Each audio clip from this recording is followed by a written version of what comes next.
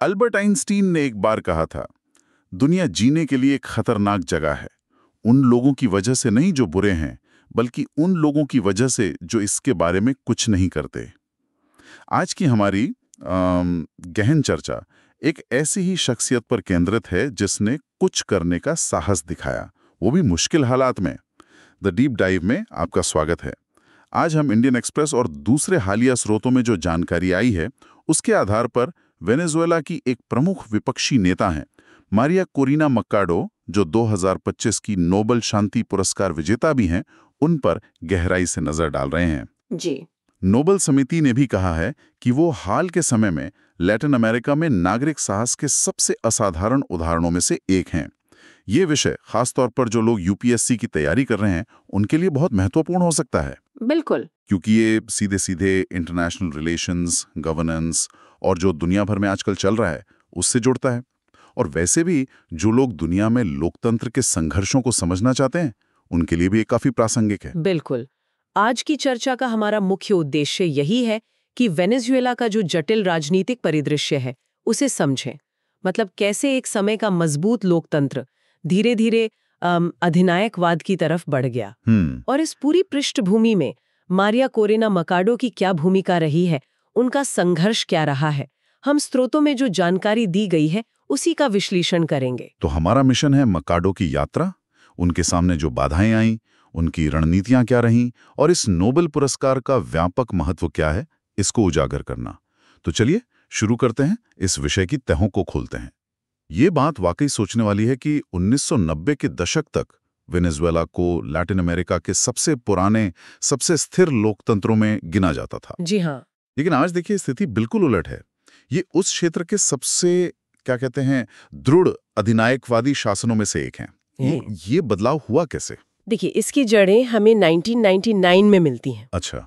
जब यूगो शावेज, जिन्हें उस समय भारी जन समर्थन मिला था, राष्ट्रपति चुने गए।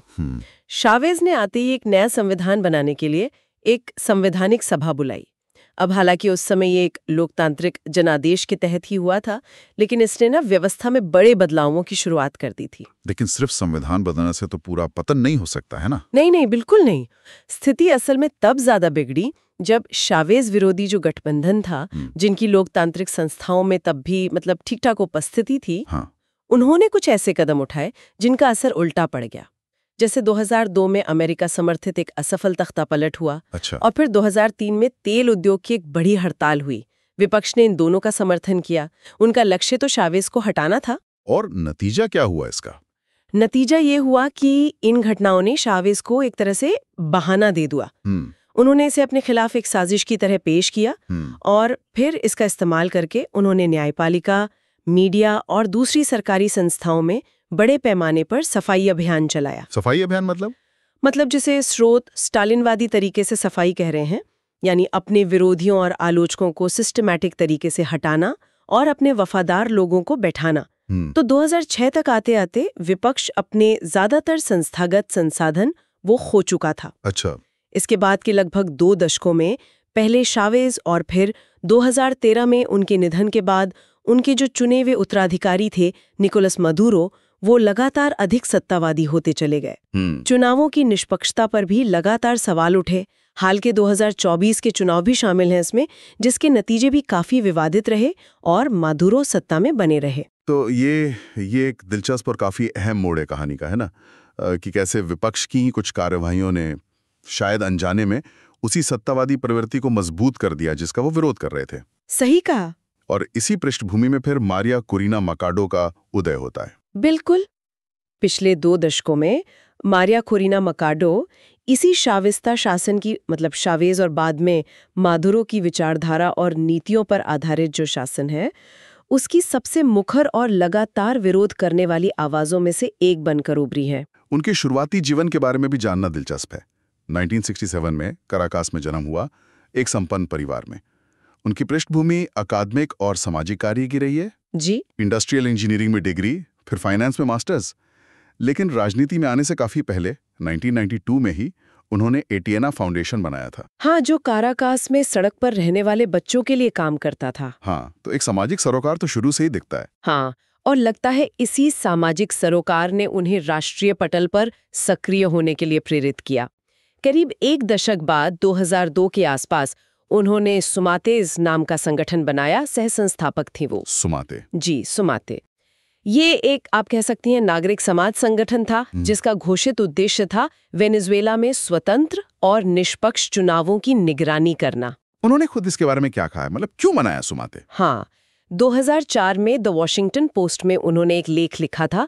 उसमें जिक्र किया था, उन्होंने लिखा कि कुछ क्लिक हुआ, मैं घर पर बैठकर देश को ध्रुवीकृत होते नहीं देख सकती थी। हमें चुनावी प्रक्रिया को बनाए रखना था, लेकिन रास्ता बदलना था। ये गोलियों के बजाय मतपत्रों का चुनाव था। गोलियों के बजाय मतपत्र, ये उनके शुरुआती नजरिए को दिखाता है। बिल्कुल, अहिंसक और लोकतांत्रिक तरीका। तो सुमाते ने किया क्या फिर? क्या असर डाला? सुमाते ने 2003 में एक बड़ा अभियान चलाया। उन्होंने संवैधानिक प्रावधान का इस्तेमाल करके राष्ट्रपति शावेज को पद से हटाने के लिए जनमत संग्रह कराने की मांग की। अच्छा, रेफरेंडम। जी, रेफरेंडम। और ये 2004 में हुआ भी। हालांकि जो आधिकारिक नतीजे आए उसमें शावेज सत्ता में बने रहे, लेकिन चुनाव में बड़े पैमाने पर धोखाधड़ी के आरोप लगे और सुमाते इन आरोपों को उठाने वालों में सबसे आगे था। तो फिर सरकार की प्रतिक्रिया क्या रही? इसके बाद शावेज सरकार ने सुमाते और उसके नेताओं पर निशाना साधा। उन्हें षड्यंत्रकारी कहा, अमेरिकी सरकार के पिछलग्गू कहा। मारिया कोरेना मकाडो पर तो देशद्रोह और साजिश जैसे गंभीर आरोप भी लगाए गए। हालांकि ये मामला बाद में खत्म हो गया, लेकिन ये दिखाता है कि कैसे सत्तावादी शासन में जो स्वतंत्र सिविल सोसाइटी संगठन होते हैं उन्हें दबाने की कोशिश की जाती है, उन्हें किन जोखिमों का सामना करना पड़ता है। हाँ, ये जोखिम तो बहुत असली थे। बिल्कुल। और ये सवाल भी उठता है कि ऐसे माहौल में सिविल सोसाइटी की भूमिका क्या हो सकती है, क्या होनी चाहिए? हाँ, बिल्कुल। इसके बावजूद मकाडो रुकी नहीं। देर से 2000 के दशक तक वो वेनेजुएला के विपक्ष के सबसे जाने पहचाने, सबसे लोकप्रिय चेहरों में से एक बन चुकी थी। उन्होंने खुद को सिर्फ एक चुनाव मॉनिटर से आगे बढ़ाया, एक राजनेता के तौर पर स्थापित किया। बिल्कुल, उन्होंने 2012 के राष्ट्रपति चुनाव के लिए विपक्षी उम्मीदवार बनने के लिए अपनी दावेदारी भी पेश की थी। अच्छा। हाँ, लेकिन वो प्राइमरी चुनाव में साथी विपक्षी नेता हेनरिक कैप्रिल से हार गईं। कैप्रिल्स फिर बाद में मुख्य चुनाव में पहले शावेज से हारे और फिर शावेज के निधन के बाद जो चुनाव हुए 2013 में, उसमें मादुरो से हार गए। अब यहाँ एक और पहलू आता है जिस पर स्रोत ध्यान दिलाते हैं, वो है मकाडो के अंतर्राष्ट्रीय संबंध, खासकर अमेरिका के साथ। हाँ, ये एक महत्वपूर्ण बिंदु है। स्रोत बताते हैं कि मकाडो के वॉशिंगटन के साथ काफी लंबे समय से और घनिष्ठ संबंध रहे हैं। जैसे उदाहरण के तौर पे 2005 में जब उन पर वेनेजुएला में देशद्रोह का आरोप लगा था, तब उन्होंने वॉशिंगटन डीसी का दौरा किया और उस समय के अमेरिकी राष्ट्रपति जॉर्ज डब्ल्यू बुश से व्हाइट हाउस में मिली थीं। और फंडिंग की भी बात है। जी हाँ, सुमाते संगठन को अमेरिकी डोनर्स से अच्छी खासी वित्तीय सहायता मिली है। इसमें वॉशिंगटन स्थित नेशनल एंडोमेंट फॉर डेमोक्रेसी यानी NED का नाम प्रमुखता से लिया जाता है। NED दुनिया भर में लोकतंत्र समर्थक समूहों को फंड देने के लिए जाना जाता है। तो इस तरह के बाहरी समर्थन के क्या मायने हो सकते हैं? क्या इससे उन्हें देश के अंदर विदेशी एजेंट जैसे आरोपों के सामना करने में और मुश्किल नहीं हुई होगी? ये एक बहुत ही वाजिब सवाल है और अक्सर ऐसे मामलों में ये दुविधा सामने आती ही है। बाहरी समर्थन आपको अंतर्राष्ट्रीय स्तर पर प्रोफाइल बनाने में, संसाधन जुटाने में मदद कर सकता है, इसमें कोई शक नहीं। हाँ। लेकिन साथ ही ये सत्ताधारी शासन को एक मौका भी देता है कि वो आपको बाहरी शक्तियों के इशारे पर काम करने वाला बताकर बदनाम करे। और वेनेजुएला के मामले में शावेज और मादुरो सरकारें लगातार विपक्ष पर अमेरिकी साम्राज्यवाद का एजेंट होने का आरोप लगाती रही हैं। इसी संदर्भ में स्रोत हाल की एक घटना का भी जिक्र करते हैं। बताया गया है कि मकाडो ने अपना नोबेल पुरस्कार मिलने के बाद इसे पूर्व अमेरिकी राष्ट्रपति डोनाल्ड ट्रंप को समर्पित किया। अच्छा। ट्रंप काराकास में सत्ता परिवर्तन के मुखर समर्थक रहे हैं। मकाडो ने मादुरो को नार्को आतंकवादी भी कहा। सूत्रों के अनुसार उन्होंने एक्स, जो पहले ट्विटर था, पर पोस्ट किया, हम जीत की दहलीज पर हैं। हम राष्ट्रपति ट्रंप, अमेरिका के लोगों, लैटिन अमेरिका के लोगों और लोकतांत्रिक राष्ट्रों पर अपने प्रमुख सहयोगियों के रूप में भरोसा करते हैं। मैं ये पुरस्कार वेनेजुएला के पीड़ित लोगों और राष्ट्रपति ट्रंप को उनके निर्णायक समर्थन के लिए समर्पित करती हूँ। अब यहाँ ये साफ करना बहुत ज़रूरी है कि हम सिर्फ वो जानकारी और बयान आपके सामने रख रहे हैं जो स्रोतों में रिपोर्ट किए गए हैं। हम किसी का पक्ष नहीं ले रहे, नहीं इन बयानों का समर्थन या खंडन कर रहे हैं। बिल्कुल, ये जरूरी है स्पष्ट करना। जी, लेकिन अगर हम इसे बड़ी तस्वीर में देखें तो ये घटनाएं वेनेजुएला के संघर्ष के गहरे भू राजनीतिक आयामों को उजागर करती हैं कि कैसे घरेलू राजनीति और अंतर्राष्ट्रीय हित आपस में गुंथे हुए हैं। ये सब सुनने के बाद ये तो साफ है कि मकाडो ने अपने राजनीतिक रुख और अपनी सक्रियता की एक बड़ी कीमत चुकाई है। हाँ बिल्कुल। आपराधिक आरोप लगे, धमकियां मिली, यहाँ तक कि शारीरिक हिंसा के खतरे का भी सामना करना पड़ा, जैसा कि स्रोत बताते हैं। निश्चित रूप से, और शायद यही बात उन्हें वेनेजुएला के विपक्षी परिदृश्य में खास बनाती है। देखिए, कई दूसरे प्रमुख मादुरो विरोधी नेता थे, जैसे जुआन गुएडो का नाम आपने सुना होगा। हाँ, जिन्हें ट्रंप ने 2019 में राष्ट्रपति भी मान लिया था। जी बिल्कुल। गुएडो जैसे कई नेता अंततः देश छोड़कर चले गए, लेकिन मोकाडो वहीं डटी रहीं। उन्होंने बार बार कहा है कि वो आस्ता एल फिनाल, मतलब अंत तक अपने लोगों के साथ रहेंगे। और इस दृढ़ता का क्या असर हुआ है? ऐसा लगता है कि उनकी इसी जमीनी मौजूदगी और दृढ़ता ने उन्हें काफी हद तक मदद की है। जो विपक्ष बिखरा हुआ था, कई बार निराश भी था, उसे अपने पीछे एकजुट करने में उन्होंने एक तरह का नैतिक बल दिखाया है। और हाँ, हमें उस भयानक आर्थिक तबाही को भी नजरअंदाज नहीं करना चाहिए जो मादुरो के शासनकाल में वेनेजुएला ने झेली है। हाँ, वो तो अभूतपूर्व थी। बिल्कुल। न्यूयॉर्क टाइम्स ने तो इसे पिछले 50 सालों में युद्ध की स्थितियों को छोड़ दें तो दुनिया की सबसे बड़ी आर्थिक गिरावटों में से एक बताया है। बाप रे। इस संकट ने लाखों लोगों को गरीबी और पलायन के लिए मजबूर किया। ये आज भी पूरे क्षेत्र के लिए एक बड़ी मानवीय चुनौती बनी हुई है। इसने भी मौजूदा शासन के खिलाफ असंतोष को गहरा किया है और विपक्ष के लिए समर्थन जुटाने में भूमिका निभाई है। इसी जटिल पृष्ठभूमि में मकाडो ने 2024 के राष्ट्रपति चुनाव अभियान का नेतृत्व किया और इसे पिछले 25 सालों में विपक्ष का सबसे मजबूत अभियान माना जा रहा है। हाँ। यहाँ ये बात भी ध्यान देने वाली है कि उन्हें खुद चुनाव लड़ने से रोक दिया गया था। सरकार ने बैन लगा दिया था उन पर। हाँ, ये बहुत महत्वपूर्ण है। उन्हें चुनाव लड़ने से रोक दिया गया, लेकिन उन्होंने अपनी जगह एक कम जाने पहचाने पूर्व राजनयिक थे, एडमंडो गोंजालेस, उनका समर्थन किया। अच्छा। लेकिन चुनाव प्रचार के दौरान ये बिल्कुल साफ था कि लोग असल में मकाडो के नाम पर वोट कर रहे थे। गोंजालेस तो बस एक प्रतिनिधि चेहरा थे। रैलियों में मकाडो की ही तस्वीरें थी, उनके ही नारे गूंज रहे थे। और चुनाव के नतीजे फिर? नतीजे, जैसा कि पहले भी होता रहा है, बहुत ज्यादा विवादित रहे।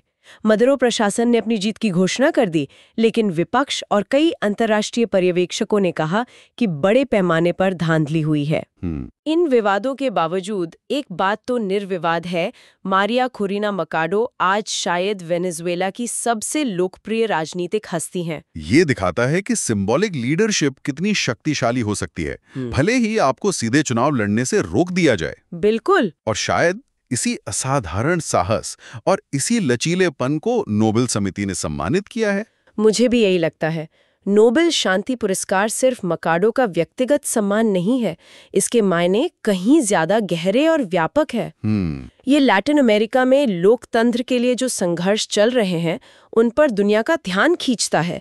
ये दिखाता है कि अधिनायकवादी शासनों के अंदर विपक्षी नेताओं को किन भयानक चुनौतियों का सामना करना पड़ता है। और हाँ, ये अंतर्राष्ट्रीय समुदाय की भूमिका पर भी सवाल खड़े करता है। यूपीएससी उम्मीदवारों के लिए ये केस स्टडी क्यों महत्वपूर्ण है, इस पर थोड़ा और बताएंगे? देखिए, ये कई स्तरों पर महत्वपूर्ण है। जो लोग इंटरनेशनल रिलेशंस पढ़ रहे हैं उनके लिए ये घरेलू राजनीति, क्षेत्रीय गतिशीलता और वैश्विक शक्तियां जैसे अमेरिका के हितों का जो जटिल ताना बाना है उसे समझने का अच्छा उदाहरण है। जी। गवर्नेंस के नजरिए से देखें तो ये लोकतांत्रिक संस्थाओं का क्षरण कैसे होता है, सत्ता कैसे केंद्रीकृत होती है, सिविल सोसाइटी को कैसे दबाया जाता है, इसका एक जीता जागता उदाहरण है। हाँ। और पॉलिटिकल मूवमेंट्स के अध्ययन के लिए ये अहिंसक प्रतिरोध, नेतृत्व के अलग अलग प्रकार और सामाजिक आर्थिक कारकों की क्या भूमिका होती है, इसे समझने में मदद करता है। संक्षेप में कहें तो ये समकालीन विश्व राजनीति की कई प्रमुख थीमों को एक साथ लाता है। तो आज की इस गहन चर्चा को अगर हम समेटें तो हमने देखा कि कैसे वेनेजुएला, जो कभी एक लोकतंत्र का उदाहरण माना जाता था, धीरे धीरे अधिनायकवाद की ओर बढ़ा। जी। हमने मारिया कोरिना मकाडो के 2 दशकों से भी ज्यादा के संघर्ष को समझा। सुमाते के जरिए चुनावी निगरानी से शुरुआत, फिर मतपत्र बनाम गोली का उनका शुरुआती आह्वान, राजनीतिक नेतृत्व संभालने की कोशिश, शासन के दमन का सामना करने में उनकी दृढ़ता उनके कुछ विवादास्पद अंतर्राष्ट्रीय संबंध और अंत में उनके असाधारण नागरिक साहस के लिए नोबेल शांति पुरस्कार से मिली वैश्विक मान्यता तक। हमने इंडियन एक्सप्रेस जैसे स्रोतों के आधार पर इन पहलुओं पर गौर किया। हाँ, और श्रोताओं के लिए सोचने को एक अंतिम बिंदु छोड़ना चाहूंगी। जी। 2024 के विवादित चुनाव हुए, मकाडो को चुनाव लड़ने से रोक दिया गया, माधुरो सत्ता में बने रहे। इन सब के बावजूद मकाडो की जो अपार लोकप्रियता है और उनकी जो निरंतर उपस्थिति है, वो क्या संकेत देती है? क्या एक दमनकारी शासन के भीतर इस तरह का निरंतर, जमीनी और अंतर्राष्ट्रीय स्तर पर मान्यता प्राप्त विरोध, क्या वह लंबे समय में बदलाव ला सकता है? ये बड़ा सवाल है। इस पर विचार करना महत्वपूर्ण है। बिल्कुल। आज की चर्चा पर आपके क्या विचार हैं? क्या आपको लगता है कि मकाडो का संघर्ष वेनेजुएला में लोकतंत्र की बहाली का रास्ता बना सकता है? या आपको लगता है कि चुनौतियां बहुत बड़ी हैं? अपने विचार, सवाल या जो भी प्रतिक्रिया हो, नीचे टिप्पणी अनुभाग में जरूर साझा करें। यूपीएससी की तैयारी और ऐसे ही दूसरे समसामयिक विषयों पर गंभीर विश्लेषण के लिए हमारे चैनल को लाइक और सब्सक्राइब करना ना भूलें। आपकी भागीदारी हमें ऐसे महत्वपूर्ण मुद्दे आप तक लाने की प्रेरणा देती है। अगली बार फिर मिलेंगे एक और दिलचस्प विषय के साथ। तब तक गहराई से सोचते रहें।